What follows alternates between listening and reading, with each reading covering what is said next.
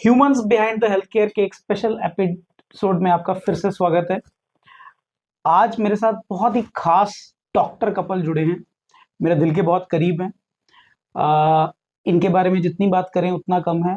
पूरी medical fraternity specially north India की इनको जानती है। Doctor Raka Kaushal, doctor Avinash Srivastava. Doctor Raka director हैं nephrology and renal transplant Livasa hospital में। Doctor Avinash Srivastava, he is again director urology and renal transplant again in Livasa hospital. इनके बारे में बात करने से पहले मैं ये बताना चाहूंगा कि ये पॉडकास्ट उन सभी लोगों के लिए बहुत महत्वपूर्ण होने वाला है जिनको अपनी लाइफ में रिलेशनशिप्स की डेप्थ को समझना है।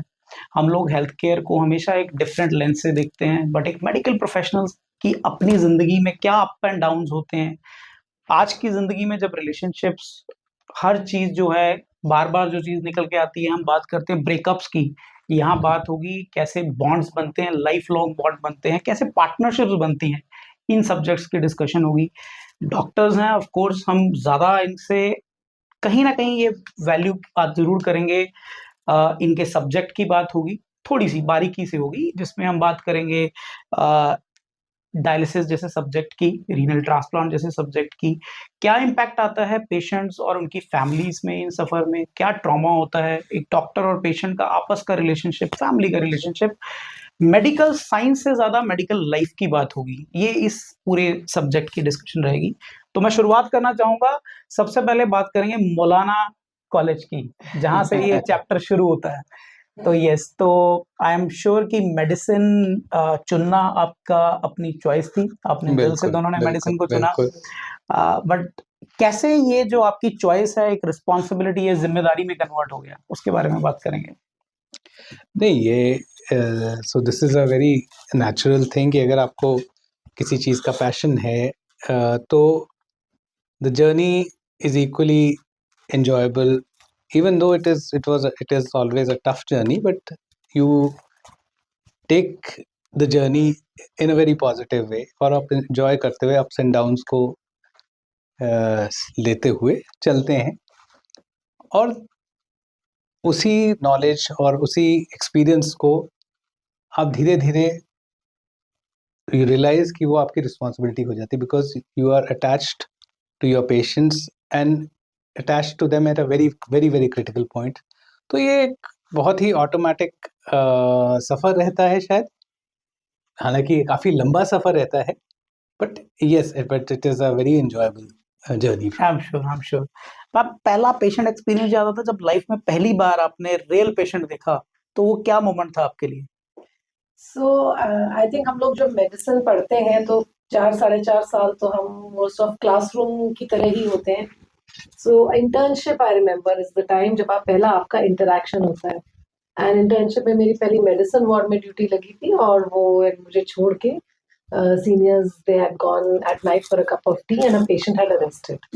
तो I think that was the first moment when I realised, like जो आप कह रहे हो ना, रिस्पॉन्सिबिलिटी जो होती है, जब तक आप वो मेडिसिन सर्जरी पढ़ रहे होते हो आपको उस रिस्पॉन्सिबिलिटी का एहसास नहीं होता। एंड देन जब उस इंटर्नशिप में उस ड्यूटी में पेशेंट अरेस्ट किया और उसको रिससिटेट किया, मैं थी, लोग आए, and then that time it suddenly hit me कि ये काम तो बहुत रिस्पॉन्सिबिलिटी का है, and you are responsible for patients lives, their health, and बहुत ही एक close knit वो होता है with the relatives. It's not only the patient, the relatives you are dealing. So like Dr. Avinash said, वो responsibility आती है और धीरे धीरे वो आपका पार्ट बन जाती है। वो रिस्पॉन्सिबिलिटी लगने भी नहीं लगती, आपका इतना वो जहन में बस जाती है वो चीज। तो ऐसे से कोई सिमिलर मोमेंट जहां पर एम्पैथी जो आपको लगता है थ्योरी से ज्यादा ट्रेनिंग बन गई मेरी, ऐसा कोई मोमेंट रिलेट कर पाते हो? मुझे ऐसा लगता है कि एम्पैथी एक और ऐसी चीज है जो आप एक, it is not a turning point कि एक पर्टिकुलर पेशेंट में आपको मिल गई, बट यस डेफिनेटली धीरे धीरे धीरे धीरे वो आपका इतना पार्ट बन जाती है, specially I think in a branch like nephrology.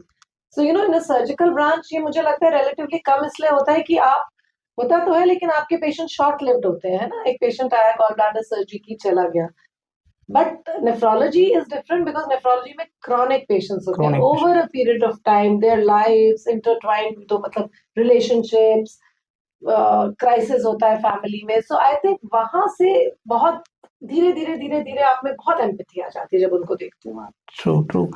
Sanjay Gandhi PGI की बात करते हैं, आई थिंक बहुत से डॉक्टर्स का सपना होता है इस इंस्टीट्यूट तक पहुंचना। आप दोनों ही उस प्रीमियर इंस्टीट्यूट से आते हैं, उसके बारे में कुछ बताइए कि वहां कैसे पहुंचना हुआ, वहां की लाइफ कैसी थी। तो ये आपने एक बहुत अच्छा सवाल पूछा है। मुझे लगता है संजय गांधी इंस्टीट्यूट जाना मेरा एक बहुत बड़ा लाइफ टर्निंग इवेंट था।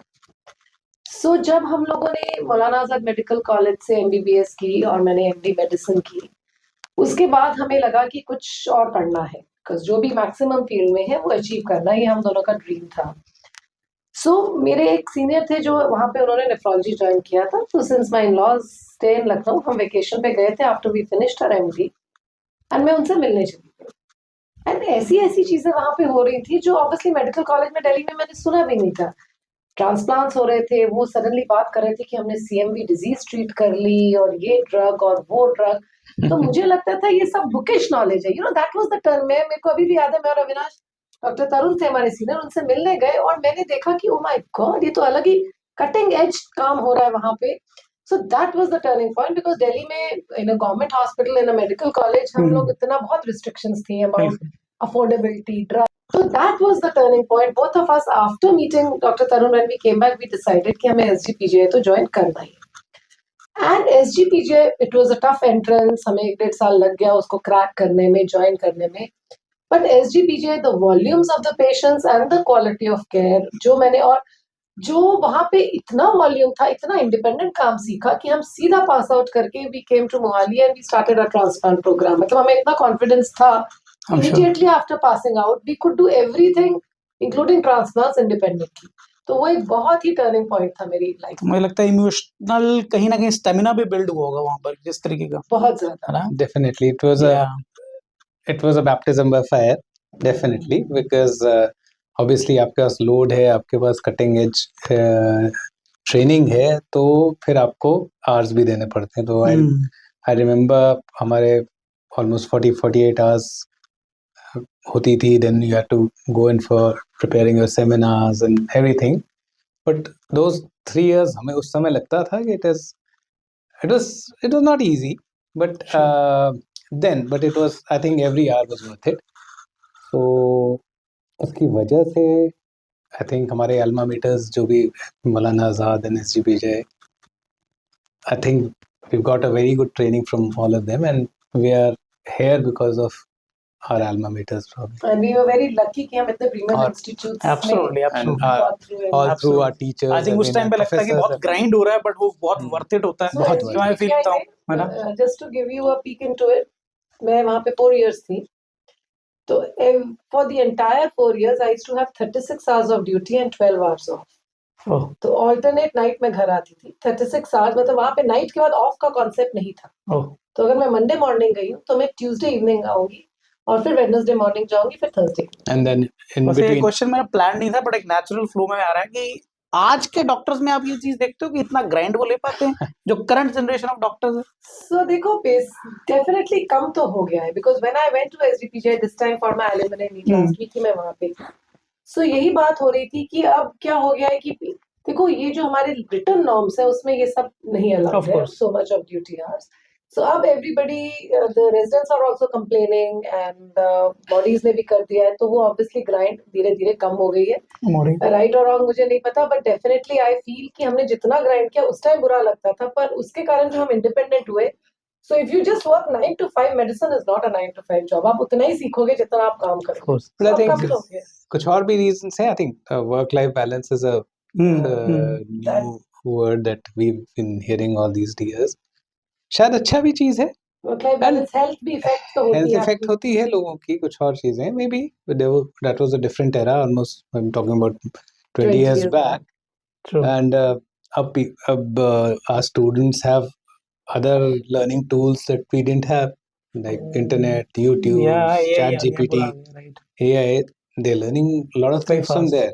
हमें तो वो हम लाइब्रेरी नहीं में थे, बैठ के नोट्स बनाना हमें था। हमें तो लाइब्रेरी जाके to pull out journals, index से निकाल के करना पड़ता था। अगर हमें कोई सर्जरी देखनी है तो हमें किसी तरह अपना घुसना पड़ता था उस सर्जरी में, या to go to a surgeons hospital and observe the surgery। Now everything is available on the YouTube। आपने कोई नई सर्जरी करनी है तो you have Access. Access. True so I think वो चेंजेस भी हैं. बिल्कुल बिल्कुल. सो हम वो एक डिफरेंट एरा था प्रॉब्ली. सर ट्रांसप्लांट की बात करते हैं, बीइंग अ सर्जन, जब आप पहली बार लाइफ में ऑर्गन ट्रांसप्लांट में इन्वॉल्व थे, आई एम श्योर कि वो भी एक बहुत डिफरेंट एक्सपीरियंस होगा. एक लाइफ आपके हाथ में है कहीं ना कहीं, बिल्कुल बिल्कुल. आई थिंक ट्रांसप्लांट उस मोमेंट को कैसे अगर हमसे शेयर करना चाहें तो. बिल्कुल. I think again I'd go back to SGPJ again.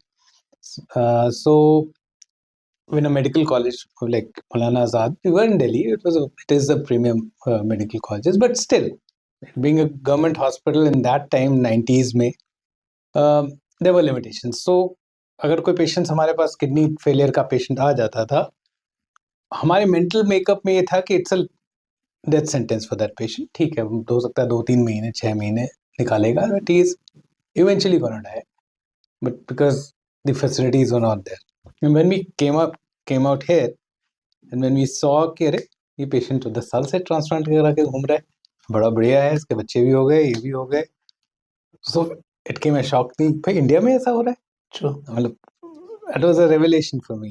And then again, when you go into the OT and first time you see the kidney pouring out urine for the first time, obviously आप So junior होते हो तो आप तुम direct उसमें नहीं होते, just observing, but then that has a deep impact on Of you, course. and then you follow Must be that patient life-changing up, moments, right? and then you follow that patient up for a few months, and you see how it's a life-changing thing for them. Sir life as a medical professional, as a couple, आप इतनी hectic, already आपकी work life इतनी hectic है, घर कैसे balance करते हो? I think that कौन क्या रोल प्ले करता है, थोड़ा उसके बारे में बात करते हैं. घर पे कौन बॉस है? Of course. Wrong question, do I need to say? तो वैसे अगर देखा जाए दोनों में से पेशेंस किसके अंदर ज्यादा है? He has more patience. I have more patience, but then she has more responsibilities, तो probably घर पे अगर responsibility कम पेशेंट्स के डिस्कशन ज्यादा कौन करता है? बिकॉज आप दोनों ही सेम सेटअप का पार्ट हैं, एंड आई एम श्योर कहीं ना कहीं वर्कफ्लो डिस्कशंस घर पे आ ही जाती है, नेचुरल है. बिल्कुल आ जाती है. And there were much more when we were wasted हो वैसे भी. much more maybe 7-8 years back बहुत ज्यादा होती थी, क्योंकि we were building our practice and we had now with passage of time you have your support staff and your mechanisms building, तो थोड़ा बहुत हमें once you are out of the hospital, I have Of course, you have a support my teams team and everything. which Yeah. supports us, so उतना थोड़ा कम हो गया है. But then since अगर हम earlier part करें तो रात भर हमारे phones चलते थे, कभी ये उठ रही हैं, कभी मैं उठ रहा हूँ with the kids and all, तो definitely थोड़ा तो you can't escape that. Of You course, cannot of escape course, that. of course. तो वो चलता ही था. तो बच्चों ने ज्यादा डॉक्टर्स को देखा है या पेरेंट्स को देखा है? मम्मी पापा को फील किया है? क्या लगता है आपको? As a couple कभी ऐसा कोई गिल्ट तो नहीं रहा लाइफ में? नहीं, I think कि शायद हम एक वो चीज moment- शायद हमने अच्छा किया था कि as a couple we decided कि evenings I will keep it for the family. Wonderful. Unless it's a emergency. Obviously patient हैं तो कभी फंस ही जाएंगे. We have to because the patients come first. But I think 99% of the time I try to keep the evenings for the family. We never did our evening OPDs, which was a very conscious decision. Okay. So we thought 9 to 5, 5:30, 6, maximum 6:30 we will work. Evening में बहुत patients का pressure था कि ma'am हमें तो छुट्टी नहीं मिलती है, तो मैं कहती तो आप सैटरडे आ जाओ. फिर वो कभी कभी ये भी कहते थे when my kids were small कि मैम हमें और कोई टाइम नहीं है. Then I used to tell them very politely कि आप फिर किसी और नेफ्रोलॉजिस्ट के पास चले जाओ, because I have to draw a line somewhere. मैं 9:30 से आई होती हूँ, and evening मुझे ये होता था कि I have to spend. So one thing was very clear, both of us we drew that line. Evenings is for the children. That's wonderful. And अब हमारे बच्चे बड़े हो गए हैं, they are almost out of the house, तो अब हम कभी लॉन्ग भी रह लेते हैं, but still we try to reach home by 7 o'clock. So I think that has really helped. और बच्चों ने definitely parents ज़्यादा देखे हैं, डॉक्टर्स कम देखे हैं. And जो आप work life balance का कह रहे थे, it is difficult for doctors. You have to draw your own line. And but I think if a couple may, if there is an understanding between the two of you, your roles are defined, कौन क्या करेगा, तो निकल जाता है time. Yeah, I'm sure. I think you've been managing very well. अगले मैं थोड़ा रिलेशनशिप्स की बात करूंगा. तो ये सफर मौलाना से शुरू हुआ, राइट? तो आज की जनरेशन को हम देखते हैं रिलेशनशिप्स को मैनेज करना कितना टफ है. तो अगर इसकी डेप्थ में जाएं तो कुछ लोगों को लगेगा शायद बहुत स्ट्रैटेजिक था कि आप लोगों की लव स्टोरी डेवलप होती है, फिर इवेंचुअली बहुत डिफाइंड वे में आप एक जो है मैडम आते हैं नेफ्रोलॉजी में आते हैं, आप ट्रांसप्लांट सर्जरी में आते हैं। तो इसकी थोड़ी गहराई बताइए हमें, शेयर करिए इस लव स्टोरी को, शेयर करिए पहले तो, शायद शुरुआत कहाँ से होती है पहले? शायद इतना गहरा था नहीं, मतलब other than the love story probably वो छोड़ने, but I think career wise you'd be surprised probably कि लव स्टोरी प्रॉब्ली ये बताएंगे, बट आई थिंक करियर बात हम करते थे कि in fact we were after our MS and MD we had gone, sister was in Kulu, so we just because our exams were over and we had some 2 months आप of दोनों gap. UP से हो? नहीं, I'm from UP, she's from I'm half Himachal, half half Haryana. अच्छा, Haryana. Okay. Himachal में So- आप कहाँ से हो आप? Solan. सोलन से, okay. So we had gone to Kulu, and and before that we had gone to SGPJ, and we got Okay. impressed with that institute. True. So I got a form for both of us कि जो test का form था। तो she was not interested कि ठीक है यार बहुत हो गया, अब आराम करते हैं। So मैंने कहा यार नहीं, I had to do some specialization. So I got a form for her also. Then I was feeling कि था मैं I remember she was playing with her niece somewhere, and I told her Raka, I'm feeling urology, and तेरा क्या भरूं? तो मैंने कहा मैं तो एग्जाम ही नहीं देना था, मुझे करना ही नहीं मैंने कहा तुम because we were married for almost 3 years there, and अच्छा। there was a lot of pressure from तो मतलब parents आपका and MD शुरू होते शादी हो गई थी? हाँ, Yeah. first Okay. year, second year में, ओके, और तब हमें 1.5-2 साल हो गए थे शादी हुए, and I was like, everybody was like, you start a family now, अब क्या करना है? MD खत्म हो गई है तो So अब मुझे मन and नहीं था। I was quite clear कि नहीं, I have to. अविनाश का था कि सुपर स्पेशलाइजेशन मुझे करनी है, मेरा था कि अभी देखूंगी। So he was filling that form and he said तेरा क्या? मैंने कहा मैं तो एग्जाम ही नहीं देना, तो भरोगे क्या? तो he said नहीं, क्योंकि जब मैं मैं 3 घंटे एग्जाम दूंगा नहीं तो तू क्या करेगी हाँ, लखनऊ में? तू भी क्या करेगा ना, if I get selected तो तू भी कुछ कर लियो। And he said it'll be very hectic for me, तो तू क्या करेगी वो 3 साल? मैं तो सारा टाइम वार्ड में घुसा रहूंगा। राइट। तो he said तो कि मैं ये भरूं, एंडो भरता हूँ, एंडो करते करते he said चल तूने मैं करना यूरो तो बढ़ रहा है हूँ तो मैं नहीं, नेफ्रोलॉजी बढ़ तो रहा यूरो भरो, मैं नेफ्रोलॉजी में बैठा। अच्छा। So that is how It was that random, it huh? was that That random, मुझे तो कुछ क्लियर ही नहीं था, but then once I took the exam and I cleared it in the first attempt, and everybody said कि नहीं यार you're lucky कि आपके पास you're उतना lucky हो and गया। True, you true. you'll be missing a gold mine. Why don't you Why join? don't you Her join? professor, actually she was not interested. Her professor Dr. Motivate, hi, Agarwal, yeah, he motivated. हाँ। आप करो join, Don't miss it. So that's how. so that is how it was. तो इस पूरी life journey को अगर अभी तक का आप रिकैप करते हो तो आपको क्या लगता है? आई एम श्योर कि देयर आर मेनी मोमेंट्स जहां पर कहीं ना कहीं एग्रेशन भी आता होगा, कोई ऊपर नीचे हो जाता है, लड़ाई हो जाती है, और आप काम भी इकट्ठे करते हैं। मोस्ट इम्पोर्टेंट बात ये है, मतलब I'm saying कि Interpersonal- हमारी हाँ, मतलब इन सेंस कि घर की लड़ाई कई बार ऑफिस में भी आई जाती है, बड़ा नेचुरल है ना? तो मतलब अगर हम अपने एक्सपीरियंस से भी चले तो बड़ा मुश्किल होता है फिर भी प्रोफेशनली चीजों को और पर्सनल लाइफ को बैलेंस कर पाना इकट्ठे, जब आप एक ही सेटअप का पार्ट हो। So thankfully, I think Touchwood as a couple we had that maturity कि हम अपनी लड़ाई को बहुत ज्यादा लंबा नहीं खींचते हैं. I don't think it has beyond. मतलब we decided not to sleep over a fight and we've actually kept that promise to each other. Wonderful. And इतनी लंबी लड़ाई खींचती नहीं है because I think हम लोग लड़ाई को seriously लेते नहीं है. And I think don't I think it has workplace affected हाँ हो कभी- लड़ाई carrying on to workplace तो शायद कभी नहीं कभी भी. Yeah. वो That is घर की wonderful. बात I घर think पे this is नहीं। what probably all the youngsters who are gonna listen to this conversation have got to have a great learning, क्योंकि वही है कि relationship जो है रेस तो है नहीं है, I at the end think of the day तो relay most है। of the time हमारे दिमाग में बहुत बड़ा बबल हो जाता है ये चीजें। most के almost all of the things are not that bad to कहीं ना कहीं इग्नोर हाँ, करना भी आना चाहिए। इग्नोर करना आना चाहिए। Exactly, और that is true. most important. और कभी कभी दूसरा आदमी भी सही होता है। बिल्कुल बिल्कुल। हाँ नहीं मतलब अगर आप मुझसे बिल्कुल एज ए नॉन मेडिको पूछोगे, आउटर वर्ल्ड के पॉइंट ऑफ व्यू से लोगों को लगता है कि मेडिकोज में ईगो भी ज्यादा हो जाती है नेचुरली। कोई भी, नॉट जस्ट मेडिकोज की मैं बात करूंगा, बट आप किसी भी हाई प्रोफाइल जॉब में हो, बिल्कुल राइट? तो जैसे हम बोलते हैं कि समाज में हमारे डॉक्टर्स हो गए, इंजीनियर्स हो गए, IAS हो गए, तो ये जनरली एक हाई एलीट जॉब्स मानी जाती हैं। तो आप नेचुरली उस जब आप इतने हाई डिग्री जॉब में काम कर रहे हो, साथ में आपको पर्सनल लाइफ को भी बैलेंस करना है, तो कहीं ना कहीं और नेचुरली ईगोस के कारण ही सारा रिलेशनशिप खराब होने शुरू होते हैं। कभी कभी मैं ये भी सोचता हूँ कि our field of work, medicine and all, it also makes you, it can make you very arrogant also, and Yeah. it can really humble Calm you you down, down. humble Yeah. you down. क्योंकि आप देखते हो लोगों को, बड़े बड़े लोगों को देखते हो, how a sudden diagnosis, How the life changes, how it makes, family हाँ, suffers, families and everything. everything True. changes. आप Absolutely. humble होते हो कि वो कभी भी किसी के साथ भी हो सकता है. Nobody is immune to that fact. True.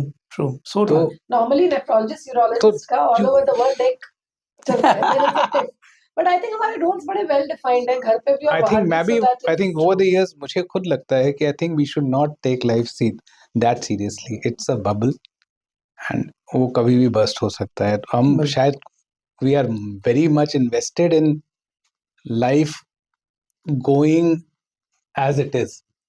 जो स्टेटस को है वो हमेशा मेंटेन रहेगा, वो हम सोचते हैं, जबकि द फैक्ट इज वो स्टेटस को कभी मेंटेन नहीं रहेगा. सो बहुत डीप बात कही आप. So true. हम बात करते हैं पेशेंट केयर बियॉन्ड हॉस्पिटल्स की, राइट? एंड आई थिंक बहुत प्रिविलेज फील करते हैं कि हमें एज अ कंपनी ये मौका भी मिला, शायद वहीं से हमारा रिलेशनशिप शुरू भी हुआ. कभी आपको फैमिली में ज़रूरत पड़ी, इनफैक्ट एज अ डॉक्टर्स भी आपने बहुत से पेशेंट्स को रिकमेंड किया, अदरवाइज आप अपनी फैमिली में भी ज़रूरत पड़ती है. तो आज जब हमारी 12 साल की लर्निंग्स को देखते हैं तो हेल्थ केयर आज सिर्फ हॉस्पिटल तक नहीं लिमिटेड रह गया है. बहुत सारी चीज़ें, अच्छा ट्रीटमेंट होता है, इलाज हो जाता है, सर्जरीज हो जाती हैं, बट शायद हमारी ये फीलिंग है कि केयर जो है, रियल जो है, वो घर पे जाके शुरू होती है कि आप कितना बढ़िया इकोसिस्टम बिल्ड करते हैं. इस बारे में आप अपना क्या ओपिनियन रखते हैं? So I think you are right. One thing is that now the longevity of life is increasing, right? True. Because healthcare is increasing, there are new technologies, new procedures, new medicines. तो जैसे जैसे longevity of life increase हो रही है, वैसे palliative care, home Sorry. care is becoming very very important. True. So मुझे ये लगता है definitely कि पेशेंट जब डिस्चार्ज होता है आईसीयू से, सपोज मेरा पेशेंट वार्ड में आता है और उसके बाद डिस्चार्ज होता है, तो वो most of the patients are not completely fit when they get discharged. They need care. And अभी तक हमारे पास still I heard of joggers, there were no options in the tri city and I used to find it difficult. कभी कभी मैं अपनी किसी sister के साथ टाई अप करती थी, कभी किसी टेक्नीशियन के साथ, बट वो तो एक आध घंटा सुबह जाते थे, शाम में जाते थे. So definitely वो word था जो आपने भरा है, because I think that care is very important. Once they are shifted, suppose a nephrology patient from the ICU comes to the ward and gets shifted home, वहाँ पे जाके उनका intake output maintain करना, medication, nephrology has a large list of medication जो discharge True. summary, सो वो timely देना. एक तो लोगों में इंसाइट भी नहीं होता, बच्चे चाह के भी नहीं दे पाते. दूसरा एवरीबडी इज बिजी, अपना प्रोफेशन भी उनको देखना है. देखो eventually end of the day बिल्कुल, बहुत से you लोगों have को to देखा see your करियर भी सफल. profession also. Even if you Absolutely. have the insight, you can do it for your parents or your brother or your sister or your spouse. अब आपको कमाना भी तो है ना, बीमारी आ बिल्कुल, गई है तो बिल्कुल उसको निभाना है, कमाना है. सो उसलिए आई थिंक वो केयर अगर कंटिन्यूटी नहीं मिलती तो पेशेंट्स की रीएडमिशन के चांसेस बहुत हो जाते हैं, बिकॉज घर में केयर नहीं मिली, फिर से वो इनटेक आउटपुट ठीक से मैनेज नहीं हुआ, मेडिसिन नहीं मिले, पेशेंट फिर डिटेरियोरेट करके फिर आ जाता है. सो आई थिंक कंटिन्यूटी में अगर हम ये केयर दे सकें घर पे, it really helps the patients in the long run. I've seen readmissions कम हो जाती है, care अच्छा हो जाता है, and then eventually wean off. If the patient is good enough, wean off हो जाता है. बिल्कुल. So that interim period is very very important. So how good you think is the kind of clinical protocols or hand holding between both the teams, जो home care देख रही है plus hospital देख रही है, इन दोनों के बीच में कितना collaboration important है? बहुत important है. मैं तो अपने patients को ये कहती हूँ कि जिन्होंने suppose home care से लेना है, I tell them कि 24 or 48 hours before discharge you आप get them अपने to the nurse को hospital. लेंगे. True. So that वो सब सीख लें कि शुगर कितनी बार चेक करना है, क्या इंसुलिन प्रोटोकॉल चल रहा है, क्या मेडिसिन चल रही है, and then take home. So I think that transition is very very important. That coordination is very very important. True. मेरे पास तो बहुत सारे लोग अपना वो लेकर आते हैं साथ में ओपीडी में अक्सर, तो मैं जो मेडिसिन वो कहते हैं डॉक्टर साहब इन्हीं को समझा दो, बिकॉज यही टेक केयर करते हैं. और जो नहीं लाते उनको मैं कहती हूँ कि जब आप आते हो तो अपने होम केयर पर्सनल को साथ लाया करो, सो दैट आई कैन वो ही बताएं क्या इनटेक आया, क्या आउटपुट आया है ना, यूरिन कितना पास हुआ.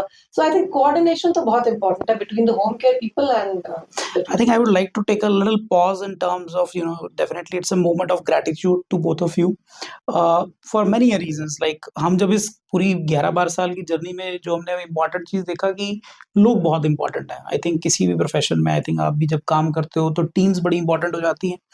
ये जो प्रोफेशनल्स इस इंडस्ट्री में आते हैं, होम केयर, जब मैंने पहली बार इसके बारे में सोचा तो सबसे बड़ा चैलेंज ये फील हुआ कि इतने लोग कैसे आएंगे, क्योंकि फैमिलीज तो डेफिनेटली डिमांड कर रही हैं, एक्सपेक्टेशंस भी बनती हैं, they are paying for the services, definitely they have an expectations, but लोगों को मोटिवेट करना कि आज तक प्रोफेशनल्स ने देखा है कि सिर्फ मुझे तो हॉस्पिटल में काम करना है, क्लिनिक में काम करना है, एक ऐसी नर्स, ऐसा जीडीए स्टाफ, या जिसको हम ये बोलें कि आपको your brain is getting और you are getting skilled more towards कि होम केयर में अपने पेशेंट को जाके देखना है। तो यहाँ बड़ा जरूरी हो जाता है कि जिन फैमिलीज के पास वो बच्चे जाते हैं, राइट, उनको क्या रिस्पेक्ट या वैल्यू सिस्टम मिलता है, राइट। तो ये बड़ा इंपॉर्टेंट हो जाए, क्योंकि नॉर्मली क्या होता है कि आप किसी को पे एक्स्ट्रा भी कर दो, बट अगर रिस्पेक्ट नहीं मिलती है तो वो बच्चा फिर भी, क्योंकि मोस्ट कई बार ऐसा भी हमने देखा है, people use the word maid, people nurse आई तो उसको घर के और काम कह दिए, तो वो बैरियर्स नहीं बन पाते, तो ये बड़े इंपॉर्टेंट फैक्टर्स हो जाते हैं। इसके बारे में आप कुछ सोसाइटी को इन जनरल कुछ गाइडलाइंस देना चाहो, because I have seen you guys playing a brilliant role in that regard. आपके घर हमने यूजुअली देखा है कि जो लोग जाते हैं, मतलब it can be thanks to you being medicos, आप इस चीज को समझते हो, बट सोसाइटी के लिए मैं चाहता हूँ कि अगर आप कोई मैसेज देना चाहो, ताकि ये हमारे लिए इनडायरेक्ट हेल्प भी होगी कि बहुत से लोग जो इसको सुनेंगे वो समझेंगे कि ये प्रोफेशनल काम है, अगर आप मांग रहे हो तो बच्चों को जब तक वो रिस्पेक्ट नहीं मिलेगी तो ये प्रोफेशन ग्रो नहीं हो पाएगा, right. So maybe if बिल्कुल, you I want to think add some few lines I about think it. As you said, जो health care provider at home है, it is a professional job, true. And आप एक unskilled आदमी से, या फिर even as a child, as a parent child वाला, कोई अनस्किल्ड आदमी ये काम नहीं कर पाएगा जिस जिस काम के लिए ये जो हेल्थ केयर प्रोवाइडर्स हैं, they are trained and they are capable of. तो उनको वो रिस्पेक्ट जरूर देनी पड़ेगी, ट्रू। बिल्कुल देनी पड़ेगी, बिकॉज ऐसा नहीं है कि आपको जरूरत नहीं है, एंड जरूरत भी है, एंड जो ये हेल्थ केयर प्रोवाइड जो भी करेगा उससे आउटकम चेंजेस आते हैं, बिल्कुल। बिल्कुल आते हैं। सो आप, कई बार लोग हजारों रुपए की दवा, एक इंजेक्शन लेने में नहीं कतराते, बट कितने प्यार से किसी ने आपकी बात किसी ने सुन वो ली, कह बात ली, सुनी, आप डेली एक्टिविटी कराते हैं, एक्सरसाइज करा रहे हैं, ये true. which are equally important than those drugs, probably sometimes more important than those drugs. तो उसको वैल्यू करना बहुत जरूरी है, और डेफिनेटली ये बात तो एक हेल्थ, कोई भी वर्कर है, it he demands what ever work he is doing, and ये तो खैर एक स्पेशलाइज्ड वर्क है, ही और शी विल डिमांड रिस्पेक्ट। आज की डेट में there are so many options, बहुत कुछ है, तो अगर उसको रिस्पेक्ट नहीं मिलेगी तो आपको आपके केयर खराब होगी, या तो, या फिर आप सब डिनाई भी कर सकते हैं। बिल्कुल। So I think वो, And it's a क्योंकि difficult job and to it do. is Absolutely. and you should understand it, the whole system is designed to benefit you. True. True. Benefit आपका ही है, वो ठीक है, वो आपको सर्विसेज दे रहे हैं, आपने थोड़ा जो भी है, and we should all realise that in India हमारे पास ये चीजें हैं, and you should within the value affordable limits for majority of affordable us. Limits, और अवेलेबिलिटी है, बहुत कुछ है। I have my friends, I have my colleagues who are in Western world, and बहुत सारे हमारे यहाँ पे पेशेंट्स के बच्चे बाहर हैं।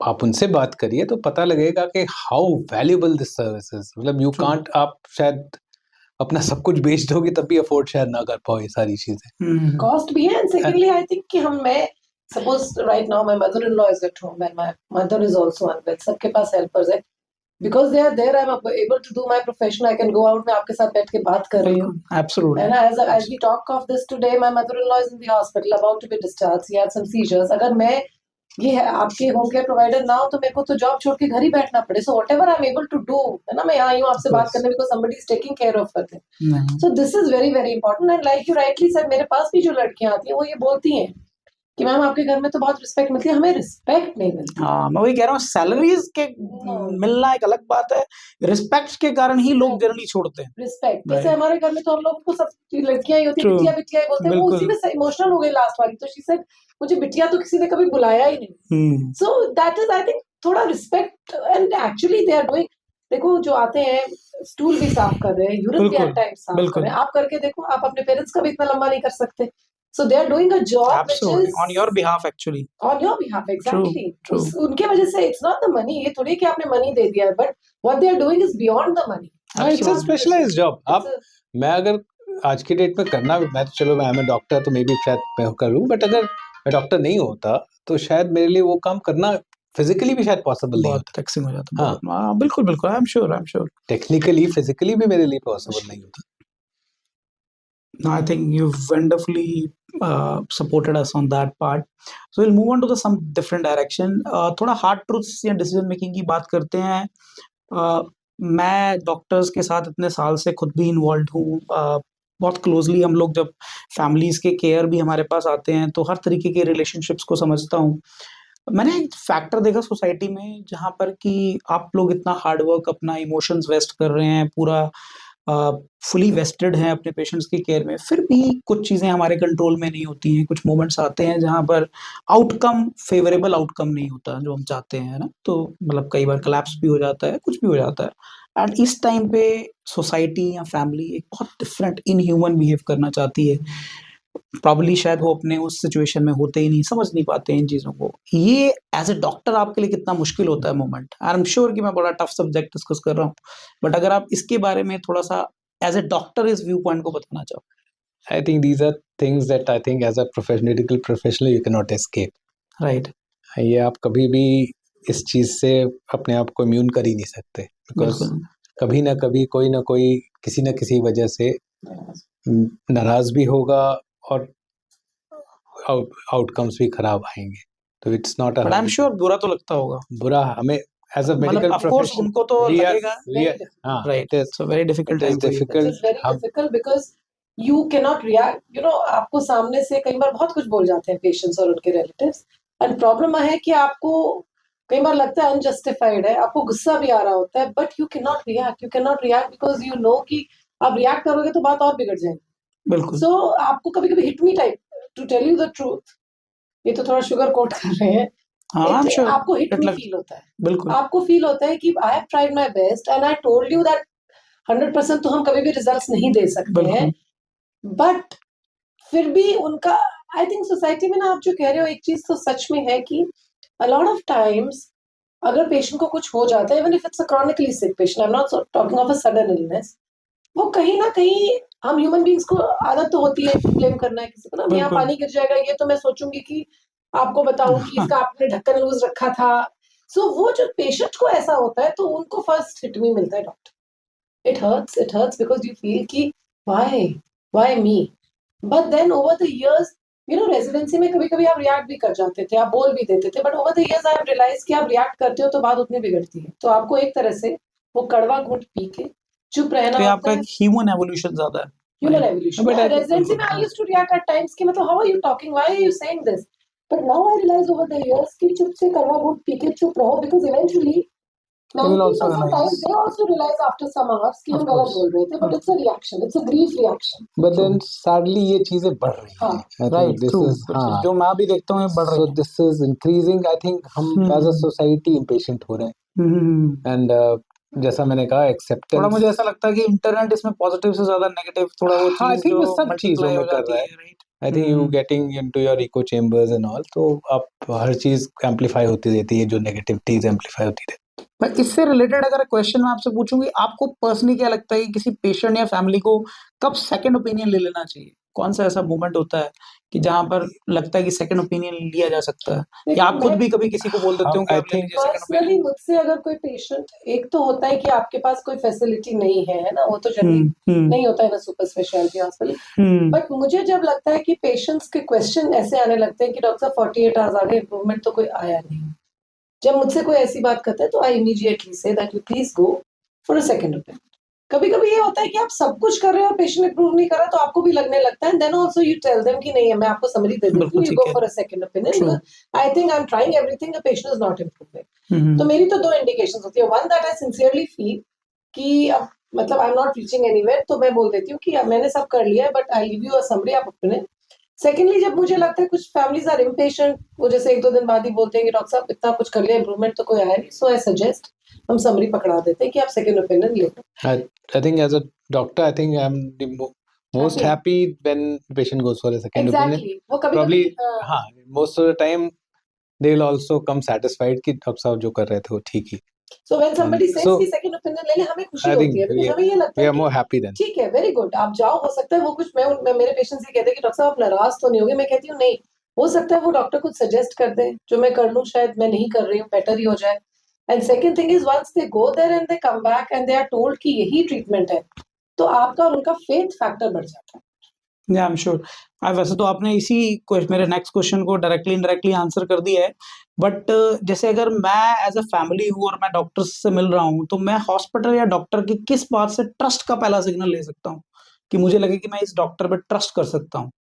आई थिंक अगर आपकी कम्युनिकेशन बिल्कुल ट्रांसपेरेंट है, कंप्लीटली ट्रांसपेरेंट, कि देखो ये था, इतना इम्प्रूव किया, इतना नहीं इम्प्रूव किया, रीजन मुझे पता नहीं है, I am trying to find out, I don't know the reason. I think mistrust कुछ तो वहां सेट इन होने लगता है जब उनको लगता है कि आप कुछ छुपा रहे हैं.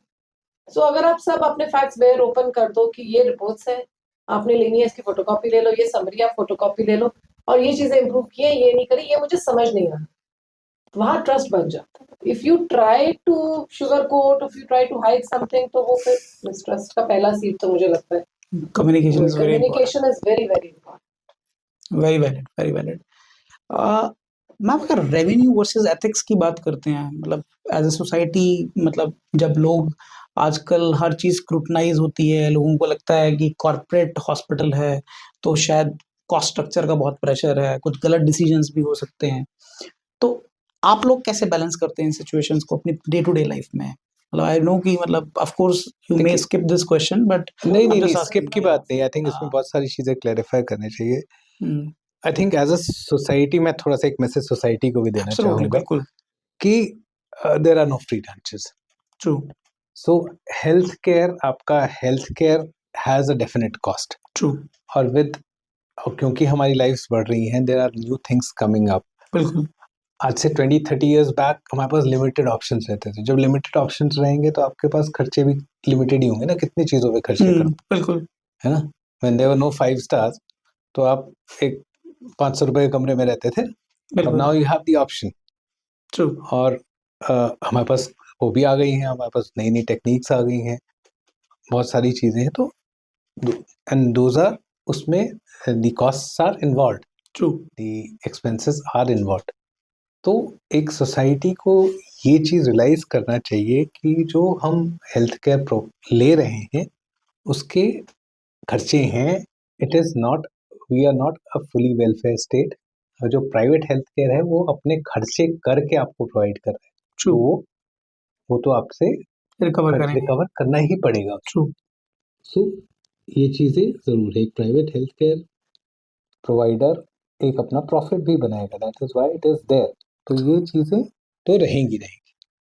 But on the other aspect भी है इस चीज का कि देन देयर आर इंस्टेंसेस जब कई चीजें ऊपर नीचे भी होती हैं. There are instances, but what my experience is कि जितना सोसाइटी को में इम्प्रेशन है, आई थिंक वो इट इज मच इन्फ्लेटेड. जो ये इम्प्रेशन है ऐसा ज्यादा नहीं होता, बिकॉज हमारे पास बहुत सारी चीजें हैं, बहुत सारे टेक्नोलॉजी है आज की डेट में, एंड विच जो हमें पेशेंट को ऑफर करनी ही पड़ती है.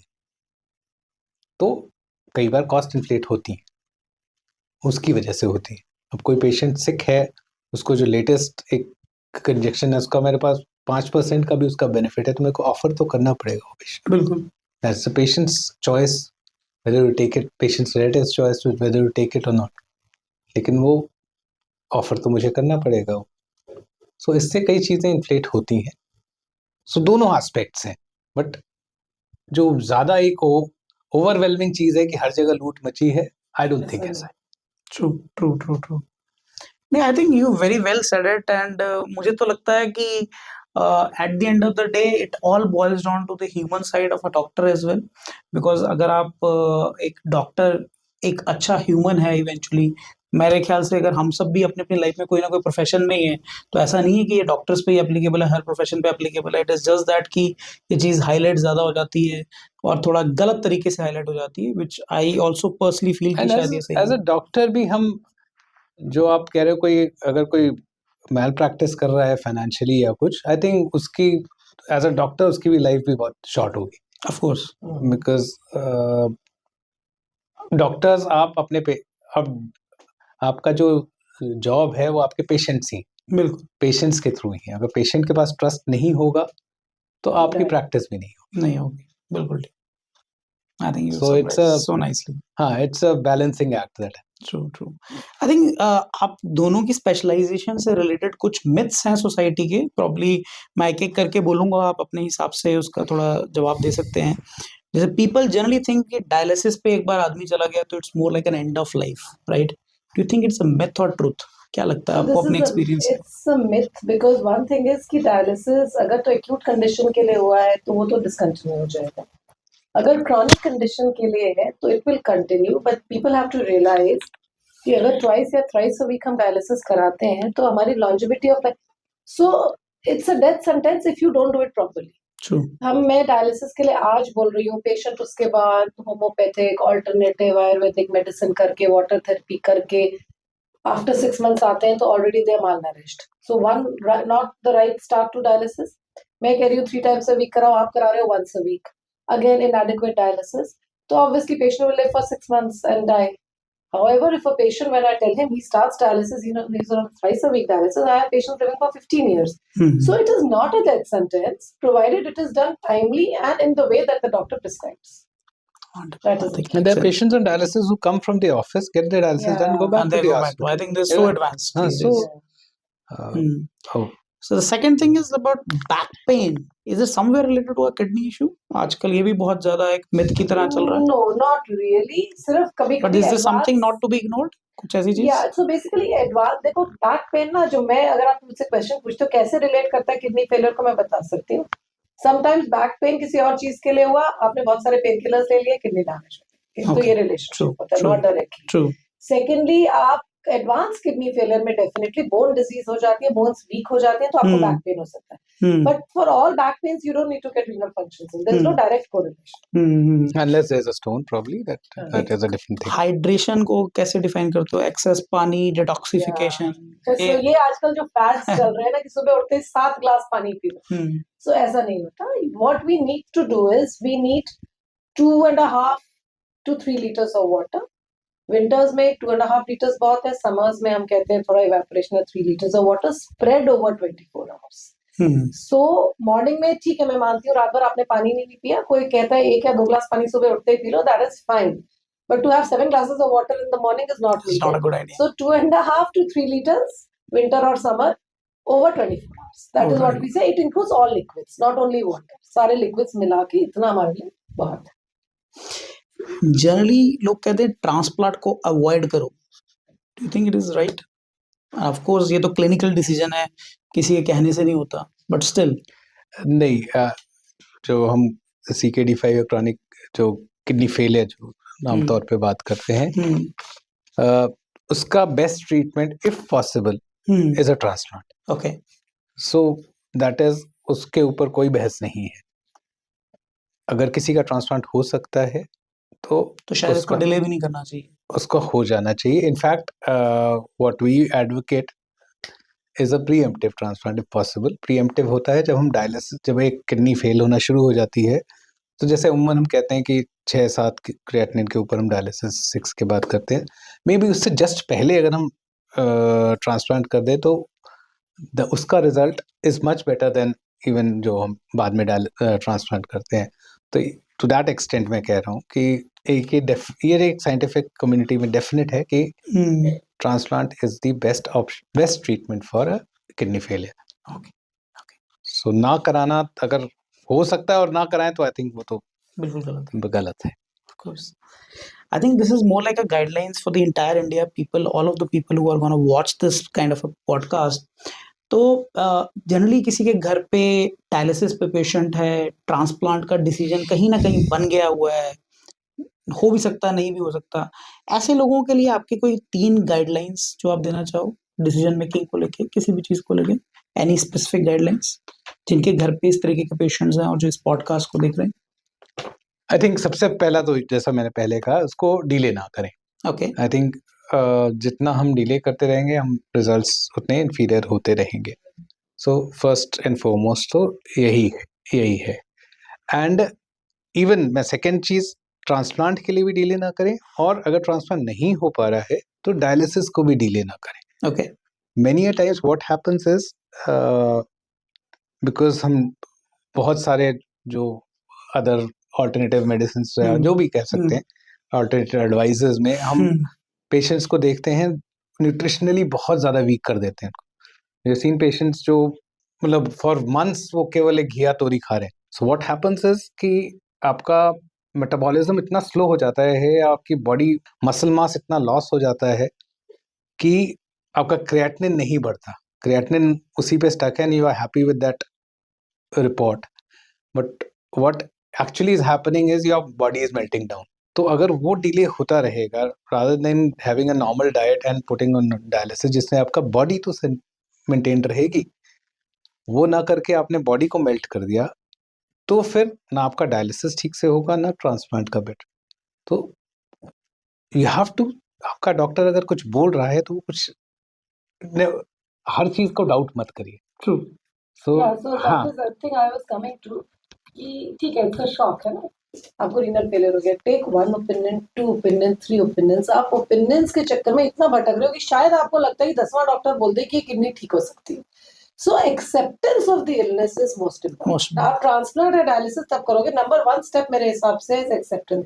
आप ले लो, I am saying it's fine. आपको लग रहा है 2-3 नेफ्रोलॉजिस्ट का ले लो, बट तीनों ने अगर आपको बोल दिया, then stop there and start acting. I think 80% of our जो भी रीनल रिप्लेसमेंट थेरेपी या जो कोई भी ट्रांसप्लांट या डायलिसिस आदमी इंडिया में तभी कराता है जब उसको धक्का लग चुका होता है. they are malnourished, they are sick. We always advocate कि धक्का लगने की उससे थोड़ा पहले आ जाओ, वो स्टार्ट कर दो, then you will be have a long life, long and comfortable life. But एक बार धक्का लगता है तो डिपेंड्स कि कितना धक्का लगा है. सो that is very important. I think urine incontinence भी जनरली, स्पेशली जिनको, especially during the night time, if there is too much of a urine incontinence, that's some kind of a signal not to be avoided. I think polyuria कहते हैं हम renal failure में. Nocturia, nocturia is बार-बार urine आना, not incontinence. Incontinence नहीं, हाँ कई बार कुछ पेशेंट्स में बिकॉज इनिशियल पार्ट में कई बार कॉन्सेंट्रेटिंग एबिलिटीज लूज होती हैं, तो उसमें कई बार पॉलीयूरिया हो सकता है नाइट टाइम में. So night time में there is a mechanism, inbuilt mechanism जिससे हमारा यूरिन आउटपुट कम होता है. So उसमें हमारे बहुत सारे हार्मोन्स यूज होते हैं जिससे कि यूरिन रात में थोड़ा किडनी हम आपकी थोड़ी कम बनाती है as compare to day time when you are sleeping.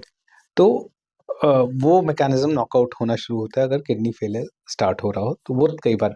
But then again don't confuse it with a normal ageing mechanism. एक 60-65 साल के बाद एक नॉर्मल फिनोमेना है कि आपकी यूरिन फ्रीक्वेंसी बढ़ जाती है, तो वो डोंट कंफ्यूज दैट. बट हाँ, अगर यंगर एज में ऐसा हो रहा है तो एक थोड़ा सा, मतलब अगर नॉक्टूरिया हम जो कहते हैं, आप 30 इयर्स में किसी को आप पहले नहीं जा रहे थे, अब आप जो है 30 साल के बंदे हो, अब पहले आपको कभी नहीं उठते थे, अब 3 बार जाना पड़ रहा है, तो that is may be a sign. Okay, understood. I think thank you so much for your time and you've been so graceful. आपने बहुत, I'm sure the people who are gonna listen to this podcast would have immense learning through that.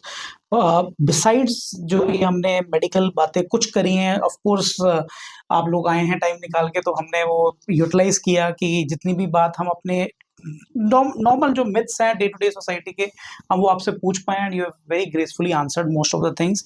Thank you so much. I think you really happy to host you. Varun, I must thank you कि I have been using your services, आपके health care providers की. Started with my father I think 12 years back. And it's been amazing. Anytime I've used it at least 12-13 times, your services. Thank you so Both much, of our parents are 80 plus now, but you know it is such a good thing. मुझे जब भी लगता है कि हाँ मुझे help चाहिए, my parents are unwell, you people are just a phone call away and very very professional And services. मुझे कभी कोई complaint नहीं. Thank you so much. And Thank you you so should much. take pride that you are doing a great service to the Yeah. society. Yeah, And it is required. It is required. Very, your, very, हाँ. your very, words very, means it's a a lot, very sir. good As I think concept that's and I think all of you must have learned today कि health care जो है वो contract नहीं है, collaboration है। और ये couple इसका परफेक्ट एग्जांपल है कि आप देख सकते हैं कि मौलाना से शुरू होता हुआ संजय गांधी से आता हुआ चंडीगढ़ में इन्होंने सितारे लगा रखे हैं। तो इसी के साथ मैं आज के पॉडकास्ट का अंत करना चाहूँगा। आप सबका आप स्वस्थ रहिए, जुड़े रहिए। कोई ये अगली बार हम फिर से मिलेंगे, एक बार फिर एक नए केयर की दुनिया के साथ सितारे से मिलेंगे। हर वो लोग जो दिल से जुड़े हैं अपने पेरेंट्स की केयर को लेके, अपने ग्रैंड पेरेंट्स की केयर को लेके या किसी भी लव्ड वन को लेके, वो सब लोग हमारे लिए ज़रूरी हैं। Thank you so much.